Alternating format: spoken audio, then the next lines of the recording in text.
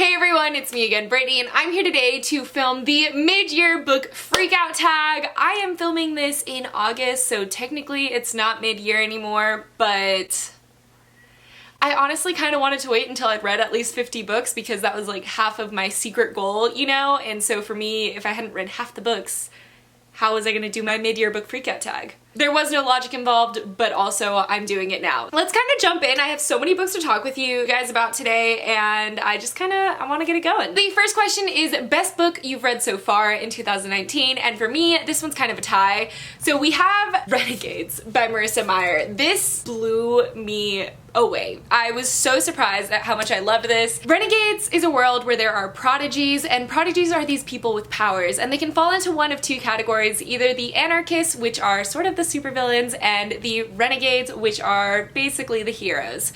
And then we follow Nova specifically, whose family has sort of been hurt by the renegades and hasn't seen the best side of the renegades, and she wants revenge against them. And so she tries out to become a renegade to spy for the anarchists, and she meets Adrian, who is about as renegade as they come. His mother was a renegade, he's a renegade, his fathers are renegades, and he believes so much in the cause and what everything stands for. And as much as he stands for the renegades, he does have a secret identity, as does Nova. And so when their paths collide and they become closer and closer, they both have to hide these secrets from one another. I loved the Renegades when I first read it. I didn't think I would love the Renegades as much as I did, even though obviously I love superheroes, so I really should have seen it coming, but it's so action-packed, so amazing, so enthralling, and the plot twists at the end, those are probably what actually threw this over into one of my favorite books of the year, because I didn't see any of them coming and they were so surprising, so well done, so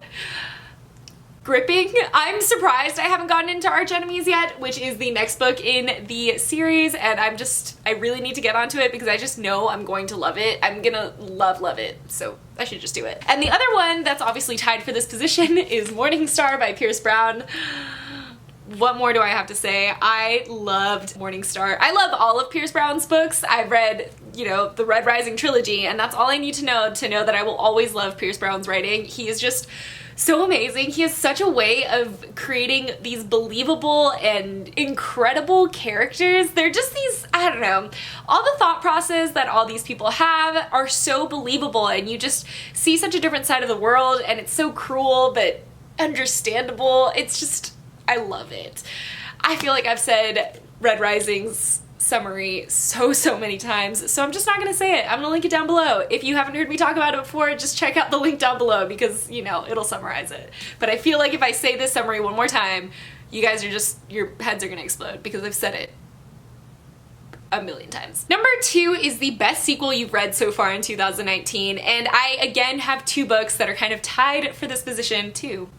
That was 4. The 2 books, one of them is clearly the winner, but I really have to honorably mention the second one, and let's talk about the second one first, and that's gonna be Muse of Nightmares by Laini Taylor.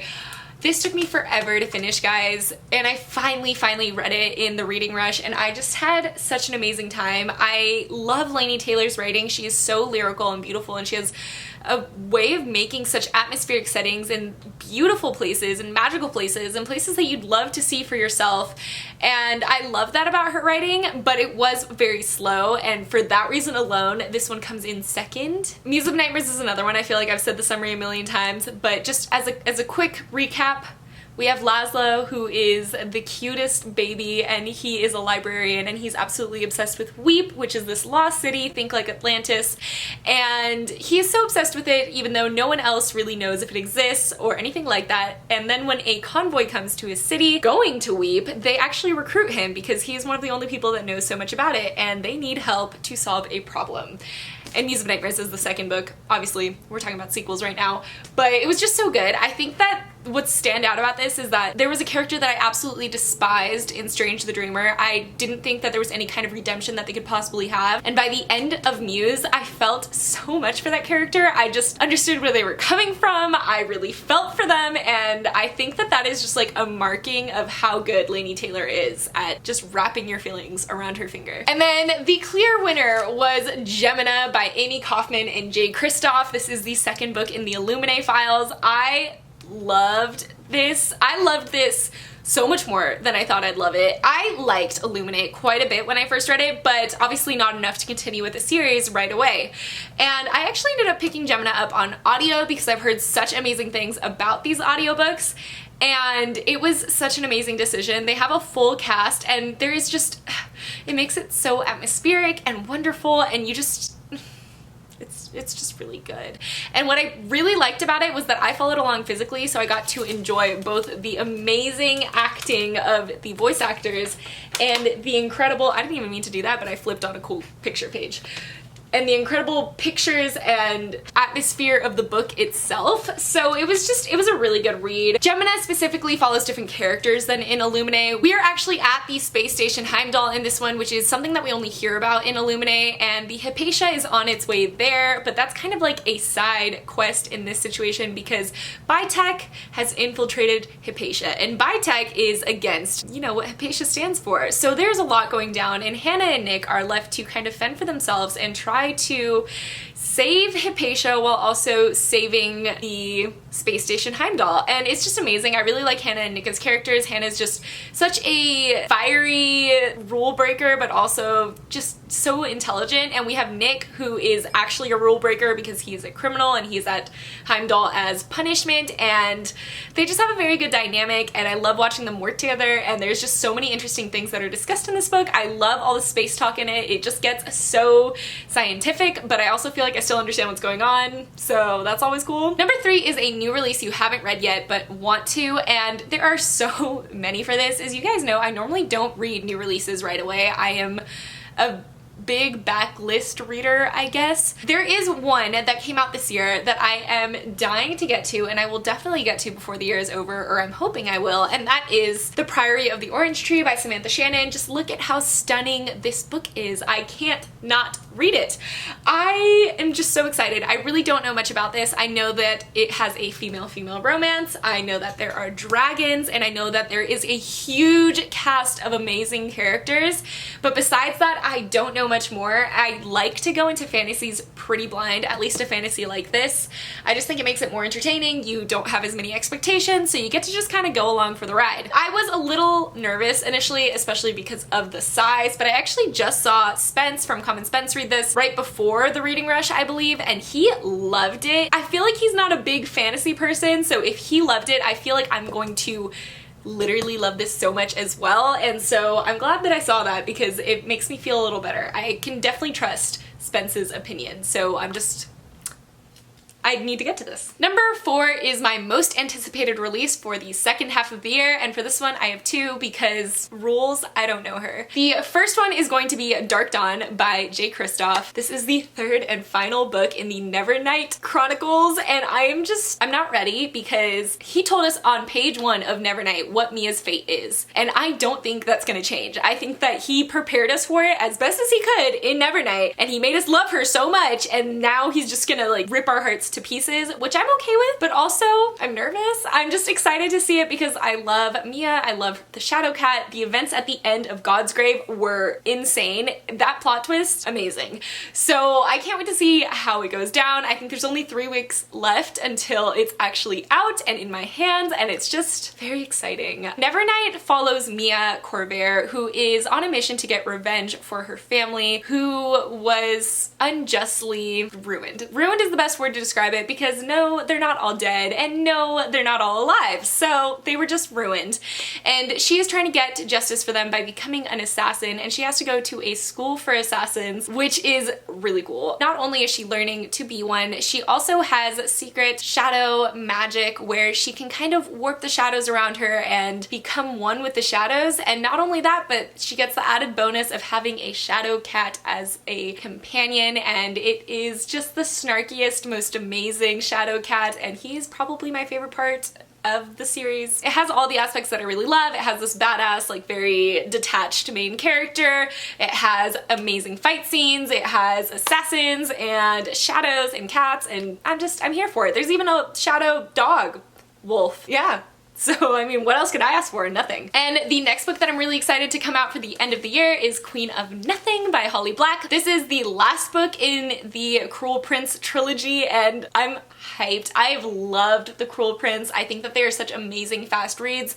I love that every single character in it is morally gray and has their own motives, and you don't even know what their motives are for most of the book. I just think that Holly Black has done an amazing job of describing fairies in the way that I think fairies were always meant to be. They were always supposed to be these very alluring, strange creatures that were similar to humans but still very different to humans, and love to play with truth and love to play with words, and it's just a very cool fairy world, and I just enjoy being in it, and I can't wait to see what happens with Jude and Cardon, because again, the plot twist at the end of the second book really got me. So obviously we have caught on to a theme. I really like plot twists at the very end of the book. I think that everyone likes that, but specifically me, because I feel like I tend to guess a lot of plot twists, so when I don't guess them, they just really steal my heart. Cruel Prince has to do with Jude Duarte, who is a human in the Fae world, and humans in the Fae world are not treated well. She and her twin are taken in by their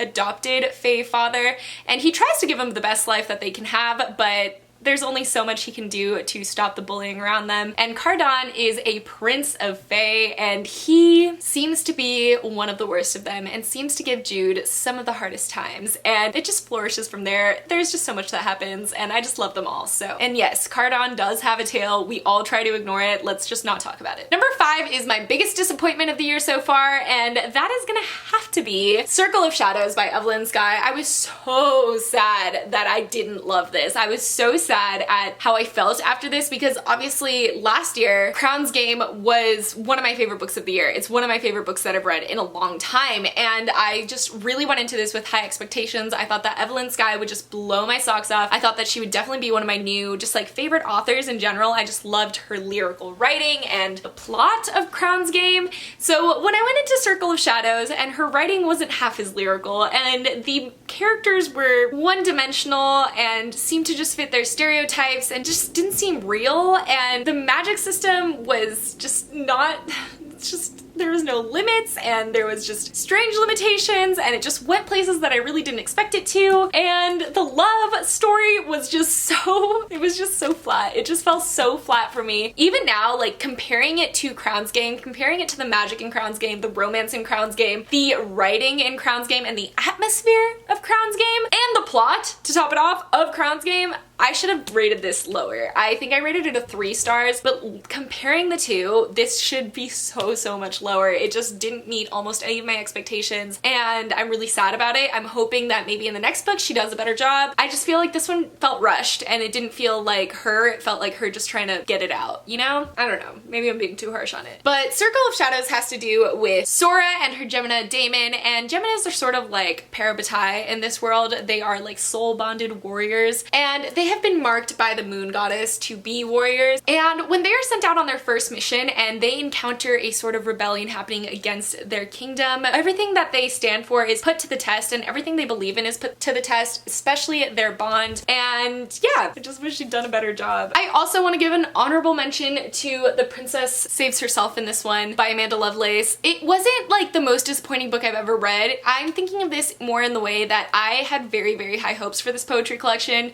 and by the end of it, I just felt like it wasn't what I expected, and it wasn't what I wanted out of it. That is definitely a personal preference. I feel like poetry is so specific to each and every person that reads it, so some people will probably love it so much while others might have the same experience I did, and I just didn't love it. And I know that's an unpopular opinion. The Princess Saves Herself in this one is probably one of the most popular poetry collections out there, and I just didn't like it. It made me feel way too sad, which is sometimes the point of poetry, but it was just, I don't know, it was just too much. It was very startling for me, and I just think I went into it with the wrong expectations. Number 6 is the biggest surprise of the year so far, and for this one, I mean, I would talk about Renegades again because I was honestly so shocked at how much I loved that. So shocked. I really didn't think I'd like it. I just had been kind of low on Marissa Meyer after ending Lunar Chronicles. I didn't love the end of Lunar Chronicles. I actually kind of forced my way through it after Cinder. after the first book, because Cinder was amazing, but the rest for me fell so flat. So I just didn't expect to love Marissa Meyer, but I loved Renegades, but that's not what we're talking about right now. We're talking about Truth Witch by Susan Dennard. I'm actually shocked at how much I loved this. I thought that I might enjoy it, but for whatever reason, I'd had it on my shelves for a really long time and hadn't really thought much about it. I hadn't heard much about it. I didn't think that it was gonna be something that I fell in love with. I thought it was gonna be kind of cheesy, maybe. I take it all back. It was just so good. This was a definite 5-star read for me. I loved it. I can't wait to get on to the next one so that I can get on to the last book. Or I believe it's the last book. I'm really not sure. But it was just so enchanting. I love the relationships in this. I think that what really made this stand out for me is that friendship is put kind of first in this book, and a lot of times we start off strong with friendships in fantasy books, but it falls back like the second a romance is involved, and that is not the case with this book. The friendship stays strong throughout. The friendship stays the main focus throughout, and I love how loyal they are to each other. And in this book we have Safia and Isolde, who are best friends. They are about as close as any two people can get. They are thread sisters, because in this world everything is kind of run by what kind of magic you have in your soul. And there are thread witches like Isolde, and then there are truth witches like Safia. There are so many more in between, and it's just the magic system, amazing. Side note. They have always balanced each other out, with Isolde being the cold and calm person and Safia burning bright and hot enough for both of them. But when war comes to the Witchlands, they are forced into a situation to try and save the entire land with the help of Prince Merrick, who is a prince from across the seas who is desperate to help his own lands. It was just so good. Again, like I said, I think what really made this stand out for me is the fact that Safia and Isolde's friendship really takes precedence. It's not really about Merrick and whatever romance is brewing with him. I mean, it has that part in it as well, but at the end of the day, it's more about Safia and Isolde, and I just love that in it because we don't get to see that a lot. We don't get to see the friendships overcoming the relationships, if that makes any sense. I don't know if it's gonna stay like that with Wind Witch, but I have high hopes. So question number 7 is favorite new author so far, like new to you or debut, and I am going to go with Susan Dennard, definitely. Although I've only read one of her books, I just really feel like I'm going to vibe a lot with this series. But the other favorite new author that I have is going to be Katie O'Neill, who is the author of Tea Dragon Society. I've only read one of her books as well, so maybe I'm being very naive in saying that both of these authors are new favorites, because obviously we saw what happened with Evelyn Skye. I really feel like they're not gonna let me down. I feel like Susan Dennard is just gonna keep strong and keep doing amazing things, and I love Katie O'Neill's work. I mean, we'll talk more about that later because there's another question that involves Tea Dragon Society, and that's when we'll talk about that. Number 8 is newest fictional crush, and I surprisingly have not had that many crushes in novels recently. I feel like I used to always have crushes in novels. What are you looking at, Adam? I don't know if you have any crushes. I feel like I used to have way more, and honestly, if I'd read The Cruel Prince for the first time this year, Cardon would definitely be on my list because I love Cardon. But out of all the people that I've read this year for the first time, I don't really have any new ones. I feel like I've been loving the girls so much more in fantasy. They're just amazing. They're so fiery and perfect. But I wouldn't necessarily call it a crush. I just kind of want to be them. And so I guess for this one, let's just talk about Darrow, because Darrow is my baby. I love him. Something about him just always makes me so happy. And like, but I am thinking more of Darrow from like Red Rising and not so much Darrow from Morningstar, so that doesn't even really count for this question. I don't really have a new fictional crush. Upsetting. Number 9 is newest favorite character, and I have a couple of mentions for this one, but let's talk mostly about Rinn, who is in Poppy War. I have not finished Poppy War yet, but I feel like this has just been such a big part of my 2019 reading life since I've been reading it for months and months and months, and I love Rinn. I mean, I love her in a weird way. Someone actually commented on my video of my Newt's TBR saying that it was very Slytherin of me to call a power-hungry and ruthless girl lovable, and I think you're correct. I didn't catch that in the moment, but it definitely is very Slytherin of me. I just like have a lot of respect for her. I think that she is out for herself and she's not ashamed of it, and that's kind of cool in fantasy in general. You'll get like the shaming of like, oh my gosh, you're out for yourself, whatever, and like that's just not fun. And so when Rinn goes for what she wants and is the best at what she wants, I find it so satisfying. Basically, Rinn is accepted to one of the most prestigious military schools in all of the Empire, and so when she goes to Sign Guard to become a leader in the military, a lot goes down, honestly. This book is fast-paced, it is hard to read, it is a lot of training at an academy, which is so much fun. I love training settings in that kind of situation, just like the Assassin School in Nevernight. This is kind of similar, but, you know, different. And we also see Rinn dabble in shamanism, which is just so cool to watch. I've talked about this before, but I just really like the incorporation of hallucinogenics in this story because it's just a way to commune with the gods, and they talk so deeply about it. I can't wait to see where Rinn goes because she just keeps getting better, and right now she's kind of doubting herself, which kind of sucks, but I feel like by the end of this she's gonna be back on her bullshit, you know? Another character that I've really fallen in love with this year is Rinn from Girls with Paper and Fire. I mean, Lay is pretty great too, but I loved Rinn. I loved seeing Rinn from Lay's perspective. She is just such a badass. She is just another one of those powerful, like, women that knows they're powerful, and it's just so cool to watch. I think that Rinn is an amazing character. I can't wait to get to know her even more because obviously we get a little bit of her in Girls with Paper and Fire, but I feel like in the next book we're gonna get so much more and learn so much more about her past and what makes her so amazing, and I'm ready for it. Number 10 is a book that made you cry, and this one was a little hard for me because I don't normally cry when I read, but I definitely teared up for The Tea Dragon Society by Katie O'Neill. I feel like none of us are surprised that I'm talking about this and crying in the same sentence because I literally had tears in my eyes when I talked about this in my Reading Rush vlog. It was just so touching. I love Katie O'Neill for this. I loved the art style. I loved the message. I loved everything about this. I love the tea dragons. I love all the cute little animals that make appearances in this, and the friendships that appear in this, and the acceptance, and just everything about this book was so perfect, and it was only 60 pages long. It had such an impact. I was just so teary-eyed by the end. I just loved the respect everyone had for each other and the love that everyone had for each other, and it just made me really happy. If you haven't gotten your hands yet on a Katie O'Neill novel, I don't even care which one it is. I'm sure that all of them are just as amazing as The Tea Dragon Society. I say that, but I'm pretty sure there's only 2 currently out, but whatever. Just get your hands on it, read it. It's so wholesome, it's so lovely. The art is so cute and pretty and cozy. Like, her books make me feel cozy. Number 11 is a book that made you happy, and since I don't want to talk again about the Tea Dragon Society because we don't need that, we already know it made me happy, I'm going to talk about Furthermore by Tahada Mafi. This is a book that I read a couple of months ago and fell absolutely in love with. This is just another one of those stories that had a really amazing message that made me feel so good at the very end. I really enjoyed this. This has to do with Alice, who is living in a world of color and has no color herself.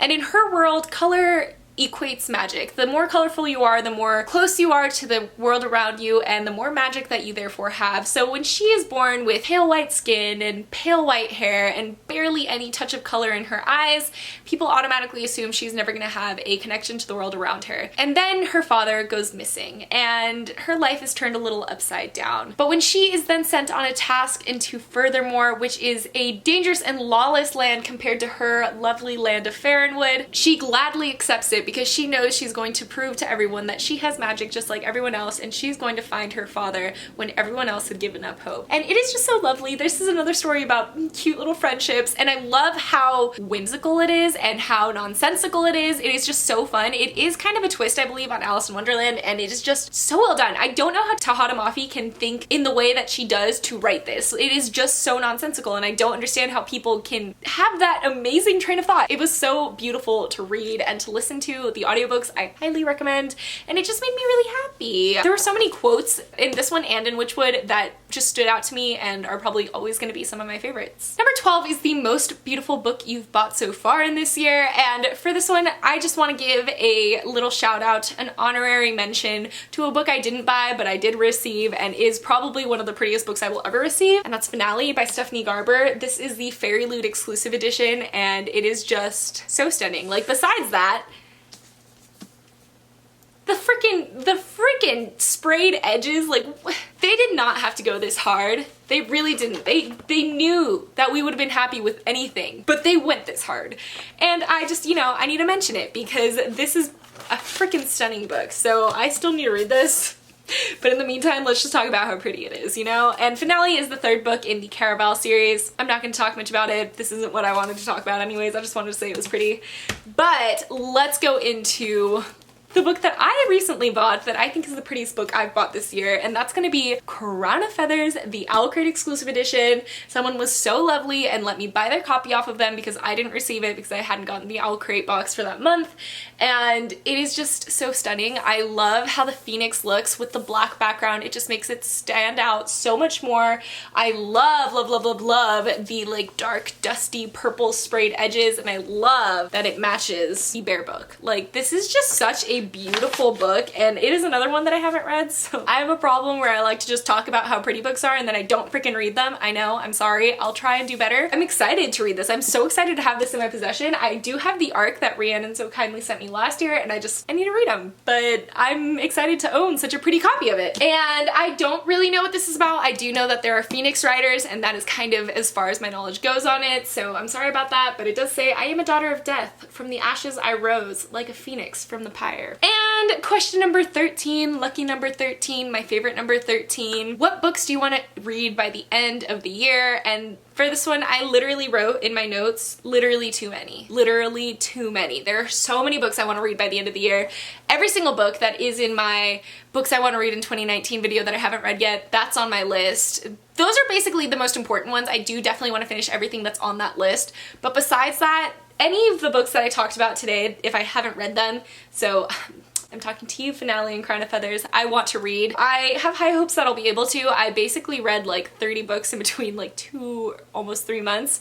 So I think that with the next 5.5 months that I have left, I'll be able to read all the books that I would like to read, especially because it's currently the Newts and there's a lot of reading that has to get done for the Newts, so love that. Those are all the books that I wanted to talk about today in the mid-year book freakout tag. These were the highs and my lows and my goods and my bads. So I'm really happy that I got to talk about them with you guys. I feel like we did a pretty good summary. This is basically kind of what I wanted to talk about my first half of the year. I hope you had fun. I hope that I did a good enough job of talking about these books, but as always, I link everything down below just in case there's anything that I talked about that you wanted to make more clear, or if you wanted to buy them, I leave all the links down there, so go check those out. Thank you guys so much for watching, and I will see you in my next one. Goodbye!